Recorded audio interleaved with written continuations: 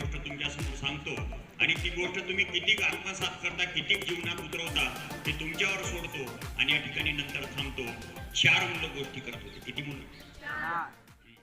4 मुलं बोलत असताना ते काही आजूबाजूला जाऊन उभे राहून बोलत नाहीत, ते चौकात जाऊन बोलत होते.